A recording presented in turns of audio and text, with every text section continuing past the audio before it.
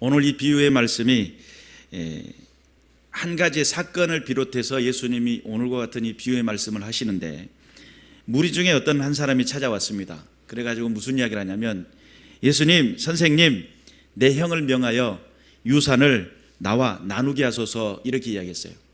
그러니까 이 사건은 형님이 재산을 독식을 하고 동생에게 재산을 안 나눠주고 있는 그런 상태예요.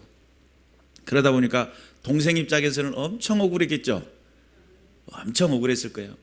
왜 나에게 재산을, 아버지가 남긴 재산이 똑같을 텐데, 그것 때문에 지금 화가 나가지고 선생님, 형님에게 이야기해가지고 내게 재산을 좀 나눌 수 있도록 이야기해 주세요, 이렇게 이제 이야기를 했습니다. 그랬더니 예수님이 하시는 말씀이, 이 사람아, 누가 나를 너희의 재판관이나 물건 나누는 자로 세웠느냐. 예수님 지금 화가 나가지고 막 쌍욕을 하는 그런 느낌은 아니에요. 그런 느낌은 아니고, 그리고 그 다음 절에 말씀하시기를, 삼가 모든 탐심을 물리쳐라. 사람의 생명이 그 소유에 넉넉한 데 있지 아니하니라. 지금 예수님이 염려하고 있는 것은 내가 너의 재판관이 되려고 이 땅에 온 것이 아니다. 지금 예수님의 목적, 주된 핵심은 뭐냐면, 이 땅에 하나님 나라가 선포되어지고 하나님의 백성으로서의 생명을 갖게 하고 하나님의 자녀된 삶이라고 하는 데에 대해서 예수님이 보내주심을 받았죠. 하나님으로부터. 실제적으로 예수님 오신 목적이라고 하는 그 개념이, 만약에 예수님이 재판관이었다면 반드시 이것은 갈라가지고 소유를 나눠줬을 거예요. 예수님이 그것을 위해서 오셨다면 그랬겠죠. 왜냐하면 공의의 하나님이신 그 하나님께서 보내신 자이기 때문에. 그러나 예수님이 오신 목적이 거기에 있지 않습니다. 이 세상에 어떤 재물을 나눠주고 공평하게 해주고 이런 개념으로 이 땅에 예수님이 오신 게 아니에요. 실제적으로 예수님이 이 땅에 오신 목적은 뭐냐면, 이 땅에 하나님 나라, 이 땅에 하나님의 생명, 영원한 하나님의 나라에 대한 분명한 그 가치 기준을 세우고, 믿는 믿음의 성도라고 하면 어떻게 살아야 될지 그것을 알려주기 위해서 이 땅에 예수님이 오신 거예요. 이해되셨죠? 분명히 예수님은 만약에 재산을 나누는 관점에서, 그 관점으로 보내심을 받았다면, 이 세상의 공평을 위해서 가라 그랬다면 분명한 그 사명을 위해서 형님 찾아와라 대면해가지고 이야기했을 거예요. 그러나 예수님이 실제적으로 이 땅에 오신 그 목적은 뭐냐면 생명을 살리기 위함이다. 그래서 그러한 측면에서 다음과 같은 비유의 말씀, 16절 이하의 말씀을 말씀하고 계십니다. 또 비유로 그들에게 말하여 이르되, 한 부자가 그 밭에 소출이 풍성했습니다. 부자 입장에서는 농사를, 그때 당시에는 농사를 지었으니까 농사가 대박 난 거예요. 작년에 어떤 장로님이 그러시더라고요.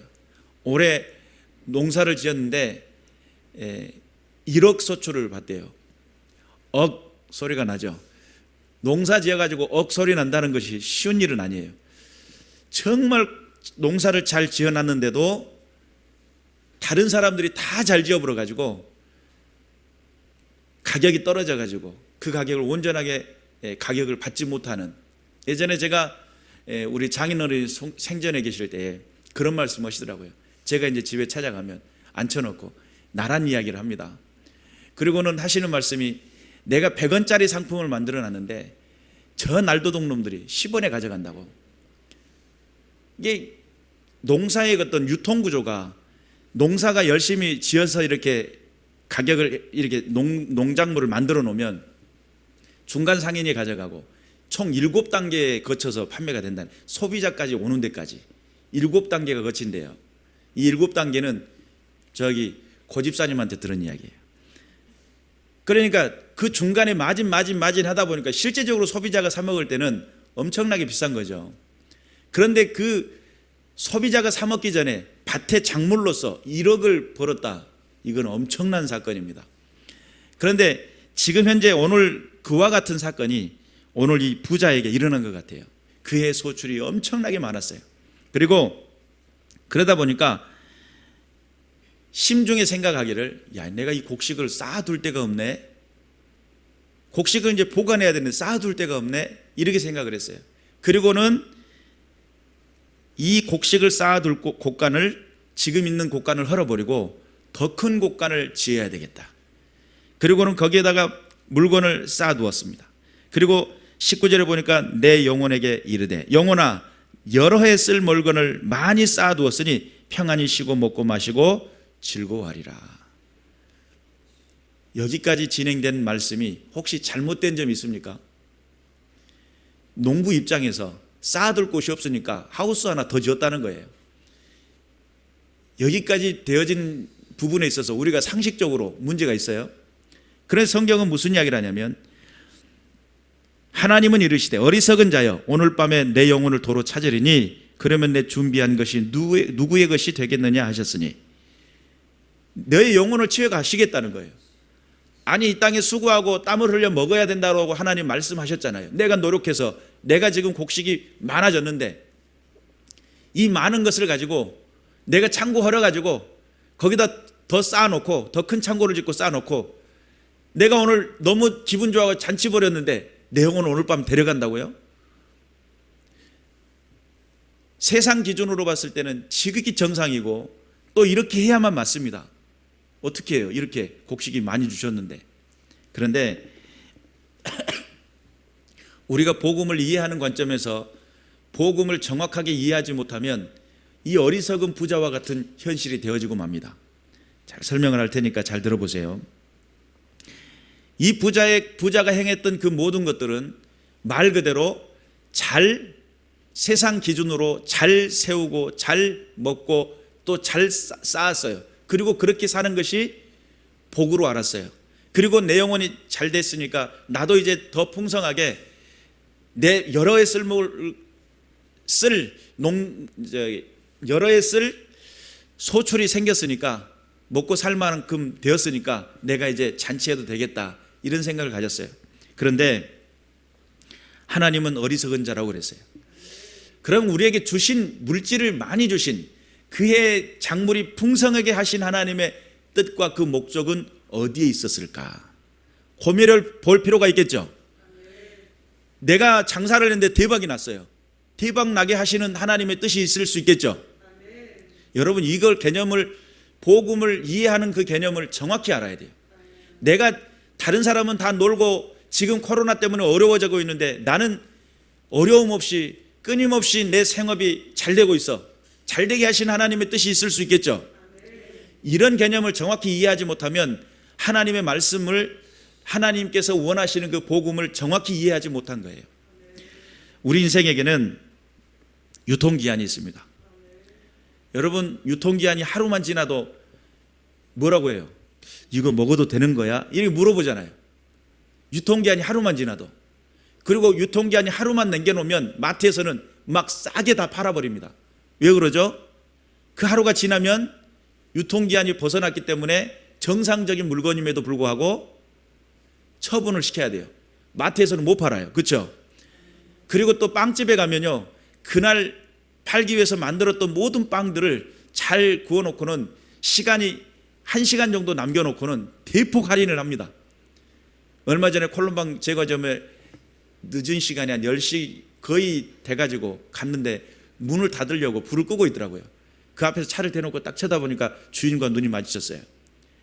빵 사실 거예요? 산다고 그랬더니 들어오라고 다시 불 켜고 들어갔어요.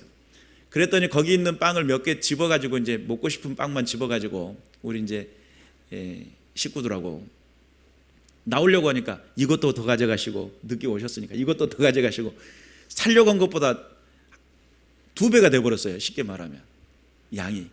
그러니까 유통기한이라는 것은 그 시간이 지나면 버려야 되니까. 여러분 우리 인생 속에는 인생은 유통기한이 있어요. 70이요 강건하면 80이에요. 아무리 영웅호걸도 세상을 풍미하고 세상을 모든 세계를 제패했던 영웅도 황제도 죽음 앞에서는 피할 수가 없어요. 그러니까 그들이 누렸던 솔로몬도 그러잖아요. 헛되도다. 이 땅의 인생을 살아가 봤더니 안 누려본 것이 없고 부인도 1000명이었어요. 안 먹어본 것이 없고 엄청난 많은 것을 누려봤지만 그의 인생 속의 마지막 결론은 여호와 하나님을 경외하는 것이 지식의 근본이었음을 이야기합니다. 여러분 인생의 인생이 이 땅에서만 잘 살 것 같으면, 이 땅에서만 사는 것이 목적이라 한다면 내 건 내가 쓰는데 누가 뭐라고 그래요. 그런데 여러분, 나라에서도요, 내 건 내가 막 함부로 해도요, 법으로 제재합니다. 뭘 제재한다는 거예요? 도박을 해가지고 돈을 몇 천만 원 막 이렇게 하는 그런 도박장 가잖아요. 사행성이라고 해가지고, 그래가지고 법으로 제재를 합니다. 아니, 내 건 내가 내 마음대로 막 쓰겠다는데 뭘 그렇게 제재를 하냐고. 그런데 그걸 제재한다는 거예요. 왜 제재하냐고. 이 사회를 흐트러뜨리고 많은 것을 문란하게 만들고 너무 강력한 투기도 잘못된 것이라고 세상 법도 규정을 하고 있습니다. 우리가 분명히 깨달아야 될 줄로 믿습니다. 그래서 이 땅에 내가 잘 먹고 잘 살면 이것이 다 되는 줄 알았어요. 그런데 하나님의 복음의 개념은 뭐냐면 이 땅의 삶의 기준은 딱 정해졌어요. 그리고 나머지는 어떻게 하냐면 하나님 앞에 올라갔을 때 심판을 받아요. 세상의 기준은 뭐예요? 세상은 내가 얼마나 많이 소유하고 있느냐, 이걸 보는 게 세상의 기준이에요. 그러나 예수 그리스도는 어떻게 그것을 사용했느냐라는 그런 개념이에요. 하나님 내게 물질을 주실 때는 세상의 기준은 그것이 나에게 만족을 주는 것으로 생각을 해요. 물질이 내게 만족을 줘요. 그러나 하나님의 믿는 믿음의 사람들은 이 물질은 은혜의 통로로 생각을 해요. 이 땅에서 돈이라고 하는 개념은 돌고 도는 것이 돈이라고 그러죠. 오늘 내 주머니에 있던 것이 마트 가면 마트의 주인이 됐다가 그 사람이 돈을 거슬러 주면 저쪽으로 갔다가 하루에도 몇십 리를 가버린지 몰라요. 그런데 어떤 외국인이 샬라샬라 하면서 와가지고 마트에서 돈을 쓰고 그 돈 가지고 미국을 가버리면 그 해 그냥 하루 만에 미국 가버려요, 돈이. 그러니까 돌고 도는 게 돈이에요. 내가 쌓아두면 될 걸로 생각하지만 그것이 전부가 아니에요. 그래서 믿음의 성도들은 흘려보낼 줄 아는 것. 하나님께서는 이 부자의 비유를 통해서 무엇을 원하셨을까?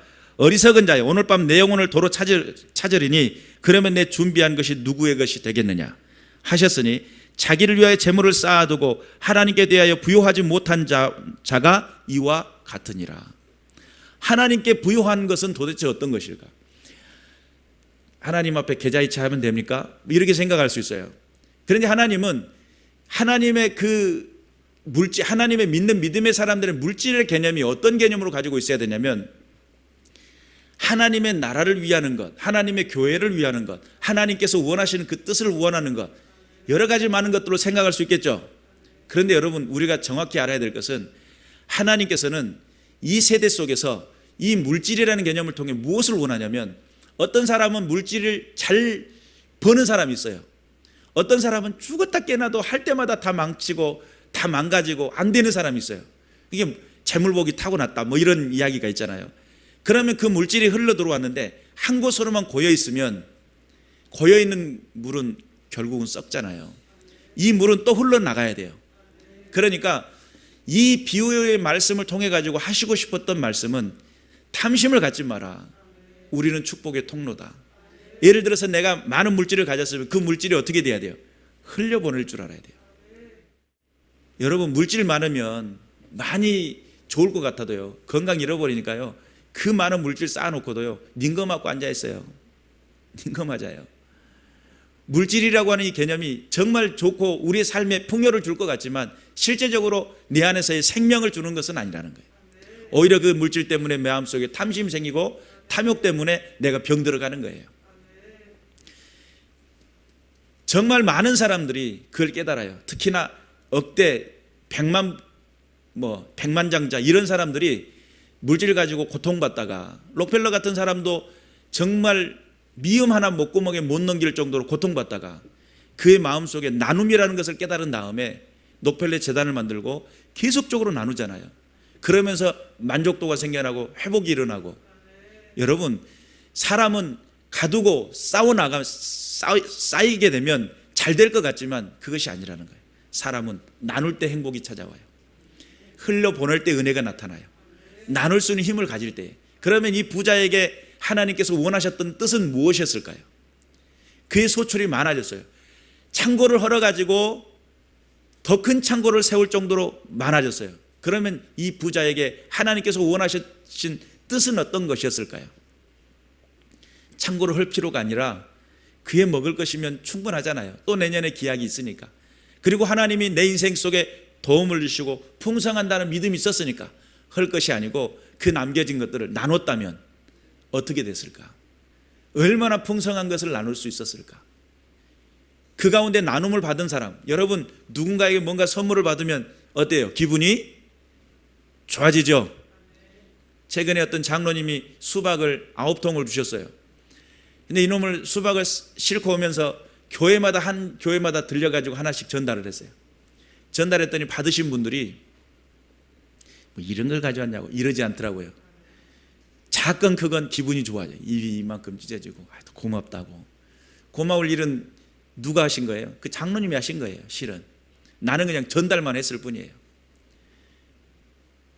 여러분 우리의 인생 속에서 나눔이라고 하는 것은 내 인생 속에 평화로움을 찾아오게 만들고 하나님의 영광을 드러내게 만든다는 사실 믿으시길 바랍니다.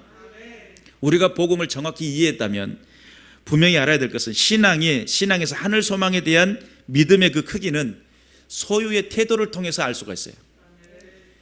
하나님 나라의 앞에 내가 간다는 믿음을 가진 사람은 그 나라에 투자하겠죠. 그러나 하나님 앞에 간다는 믿음이 없는 사람은 투자할 수 없습니다. 드릴 수도 없고 투자도 안 됩니다. 이해가 되셔야 돼요. 그래서 하늘 소망에 대한 믿음의 크기는 소유에 대한 태도의 결정이 됩니다. 우리가 하나님 앞에 깨달아서 주께서 원하시는 뜻이 어디 있는지를 분별할 줄 아는 믿음의 군사들이 돼야 되고요. 복음을 정확히 이해한다는 개념은 예수님이 나를 위해 죽으셨대요. 내가 예수 믿고 구원받았대요. 그럼 이 개념은 다른 개념으로 보면 어떤 뜻이냐면 구원받지 못한 사람이 있다는 개념이고 영원한 하나님 나라의 천국이 있고 지옥이 있다는 개념이에요. 그러면 우리가 복음을 이해했다는 개념은 내가 이 땅에 전부를 사는 것이 아니고 그 다음 연결되어지는 생이 있다는 거예요. 영원한 삶이라는 것이 있다는 거예요. 그러면 내가 진짜 삶은 이 땅에서는 하나님 앞에 보여질 수 있도록 하나님 앞에 칭찬받을 수 있도록 준비하는 삶이고요.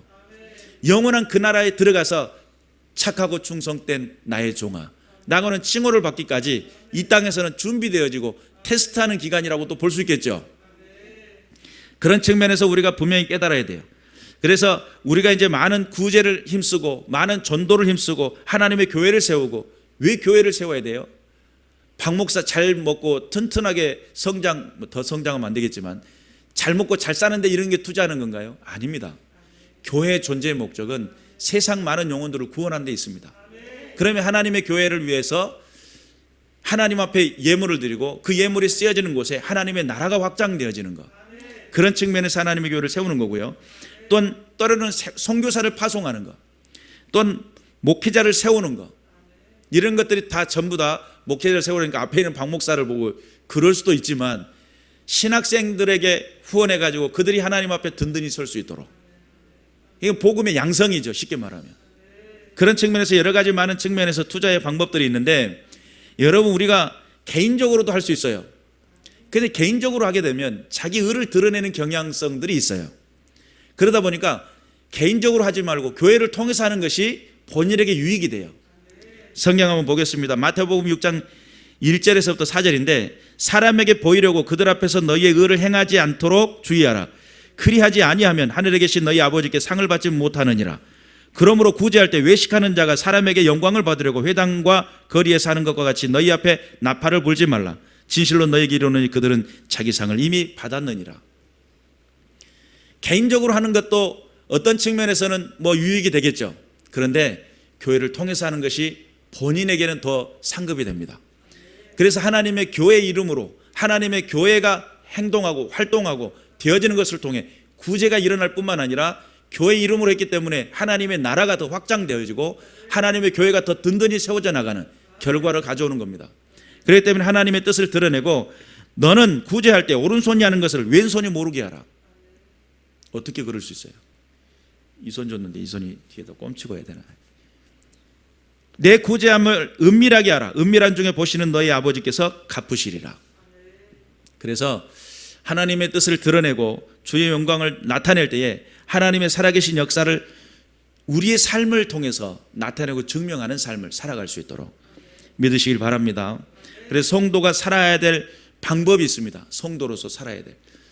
그래서 여러분, 우리가 정말 하나님께서 원하시는 뜻을 위해 살아간다고 할 때 내가 정말 하나님의 백성인가, 내가 하나님의 부르심을 받은 하나님의 백성인가 라고 하는 그 개념을 한번 돌아보세요. 그러면 하나님께서 나를 살리시기 위해서 독생자 아들을 아낌없이 내어주셨는데 나는 하나님 앞에 인색한가? 내가 하나님의 뜻을 드러내고 하나님의 나라를 확장하는 것은 그분의 마음을 시원케 해드리고 그분의 뜻을 드러내는 일들인데, 그래서 이 부자는, 어리석은 부자는 자기의 욕심에 탐심을 채우고 보다 큰 창고를 만들었는데 그 영혼을 데려가심을 받았대요. 남겨진 그 창고는 누구의 것이 되겠어요? 오늘 여기에 남겨져 있던 형과 아우와 이 재산 놓고 다투는 거예요. 나누게 해주세요라고 했던 이 재산과 다투는 거예요. 내 것이에요? 내 것이 아니에요. 이 땅에 주신 이 물질은 내게 잠시 위탁한 거예요. 그러면 물질만이겠어요? 생명도 마찬가지예요. 여러분, 건강도 마찬가지입니다. 여러분, 건강할 때 건강 유지해야 되겠죠? 건강 잃어버리고 나면요, 마시는 것도 소용없어요. 건강 잃어버려, 제가 수술을 하고 병원에 누워 있으니까, 아니 무릎을 수술했는데 아침에도 죽, 점심에도 죽, 저녁에도 죽, 계속 죽만 일주일 동안 주는데 환장하겠더라고요. 위장은 멀쩡하잖아요. 최소한도. 무릎을 수술했는데 왜 죽을 주냐 이 말이에요. 나중에 죽을 먹다 보니까 이 쌀에서 나는 그 쌀 죽을 끓여놨는데 약간 그 비유가 돌아요. 뭐 그런 느낌 받아보신 분 있을지 모르겠어요. 그래가지고 속이 울렁거리고요, 막 넘어오려고 그래요. 우리가 건강을 잃어버리면 누릴 수 있는 거 다 못 누립니다. 가질 수 있는 거 다 못 가집니다. 아무리 좋은 집에 살면 뭐예요? 새집 증후군. 그러면 나가야 돼요. 다른 집 막 흙담 지어놓고 거기서 살아야 돼요. 왜 그러죠? 좋은 집에서는 못 사니까 내 몸이 반응을 안 해요. 그러니까 그 모든 것들도 하나님이 주셔서 누릴 수 있다고 하는 것이 복입니다. 그러니까 건강도 마찬가지, 시간도요, 하나님이 반드시 체크하실 겁니다. 너 그 시간을 왜 그렇게 살았느냐. 물질도요, 마찬가지겠죠. 그래서 우리의 삶의 현장 속에 생명이라고 하는 이것도 하나님이 내게 주신 것 같지만 위탁한 거예요. 내 생명을 어떻게 사용했느냐, 내 시간을 어떻게 활용했느냐, 내게 주신 물질을 어떻게 사용했느냐, 이런 모든 부분들을 하나님이 평가하는 시간이 다가와요. 그러므로 우리가 인생을 사는 동안에 내가 축복의 통로인지, 나를 통해서 하나님이 주신 그 은혜가 흘러나가고 있는 것인지, 나는 누군가의 것을 뺏어가지고 내 탐심을 채우고 있는 것인지, 여러분, 정확한 가치 기준이 세워져야 돼요. 복음을 정확히 이해한다는 것은 하나님 앞에 선다는 믿음을 가진다는 거예요. 이 땅의 삶이 전부가 아니에요. 그러니까 내가 인생을 사는 동안에 하나님 앞에 선다는 믿음을 가졌다고 한다면 내가 어떤 삶을 살아야 할까? 정확히 이해해야 되겠죠? 정확한 삶의 기준이 있어야 돼요. 그래서 부유의 목적도 분명해야 돼요. 하나님 내게 물질을 주시면 내가 어떻게 사용하겠습니다. 이 목적이 분명해야 돼요. 자식들에게도 돈을 줄 때 그러잖아요. 너 무엇을 위해 쓰려고 하냐? 라고 했을 때 내가 이걸 가지고 내 마음대로 쓸 테니까 줬으면 그것으로 끝이지 왜 자꾸 물어보십니까? 그런 부모가 필요한 것에 한도 내서 주지, 그리고 너 생활할 것, 너 먹을 것 위해서 다른 것에 써놓고 또 달라고 하면 부모는 그것을 계산하지 않겠어요? 계산해요, 안 해요? 하죠. 당연히 하죠. 엉뚱한 데 돈을 쓰고 너의 생활에, 너의 대학 생활에 또는 너의 사회생활에 쓸 수 있는 한도 내에서 이것을 하면 충분히 할 수 있으니까 조금 아껴 써라. 우리 가정의 경제사기 때문이다. 이렇게 이야기했을 때 터무니없는 데도 돈을 쓰고 와가지고 또 달라고 그러면 부모 입장에서 계산하지 않겠느냐 이 말이에요. 하나님께서도 마찬가지일 겁니다. 우리 인생 속에서 내가 어떻게 내 인생을 활용하고 내가 어떻게 하나님 앞에 삶을 살아가는지, 너에게 허락한 그 인생을 어떻게 살았는지 분별하지 않겠어요? 여러분, 돈 앞에서는 정확하잖아요. 계산 분명하잖아요. 근데 여러분, 하나님 앞에서는 분명하신가요? 하나님께서 원하시는 그 뜻 앞에 명확한 인생을 살고 계신가요? 하나님께서는 내게 주신 것에 대한 그것을 통해서 무엇을 하라고요? 많은 이들과 더불어 함께 은혜의 통로가 되어라. 그러면 은혜의 통로가 되면 안 주시나요? 그 다음에 더 큰 풍성함으로 하나님께서 허락하시면 또 나누면 되는 거예요. 그래서 우리의 인생 속에 예수님의 주기도문 가운데 일용할 양식이라고 하는 그 기도의 제목이 있는 겁니다. 그래서 하나님이 내 인생을 책임지시고 하나님 나의 삶을 살게 하신다는 분명한 목적과 그 기준이 있기 때문에 내가 나눌 수 있는 것이고 내가 드릴 수 있는 것이고 하나님 나의 삶을 지키고 보존한다는 믿음이 있기 때문에 내가 이것을 통해서 하나님 나라를 위해서 내가 헌신하겠습니다. 헌신의 기준을 세울 수 있는 겁니다. 그래서 분명히 깨달아서 하나님께 영광을 돌려드릴 수 있는 믿음의 군사들 되시길 바랍니다. 마태복음 6장 19절에서부터 24절에 보면 너희를 위하여 보물을 땅에 쌓아두지 말라. 거기는 종과 동록이 해하며 도둑이 구멍을 뚫고 도둑질하느니라. 오직 너희를 위하여 보물을 하늘에 쌓아두라. 거기는 좀이나 동록이 해하지 못하며 도둑이 구멍을 뚫지 못하고 도둑질도 못하느니라. 내 보물이 있는 곳에 내 마음도 있느니라. 분명히 우리 인생 속에 관심사가 있는 것에 대해서 하나님께서는 분명히 아셔요. 그래서 성경은 무슨 이야기하냐면 한 사람이 두 주인을 섬기지 못할 것이니 혹은 이를 미워하고 혹은 저를 사랑하나 혹 이를 중히 여기고 저를 경히 여김이라. 너희가 하나님과 재물을 겸하여 섬기지 못하느니라. 이 재물이라고 하는 것이 하나님 위치에 있다는 거예요. 쉽게 말하면 이 땅에 돈 있으면 안 되는 것이 거의 없죠. 사랑은 안 될 수는 있어요. 근데 사랑도 어떤 사람은 돈 주고 살 수도 있어요. 이것도 문제가 있죠. 그러나 우리가 분명히 알아야 돼요. 이 재물을 내가 어떻게 활용하고 다스리느냐가 문제예요. 재물에게 다스림 받으면 안 돼요. 이것을 활용할 수 있는 힘을 가질 수 있어야 돼요. 여러분의 인생 속에 흘려보낼 수 아는 믿음을 가졌을 때에 주님께 영광이 된다고 하는 사실 믿으시길 바라고 여러분의 인생 속에 보호가 따르게 될 줄로 믿습니다. 그래서 우리의 인생 속에 아무리 좋은 거 많이 쌓아둬도 하나님이 가져가 버리면 아무것도 아니에요. 하나님의 살아계신 은혜가 나타날 수 있도록 깨어 있으시기를 주님의 이름으로 축원합니다. 기도하겠습니다.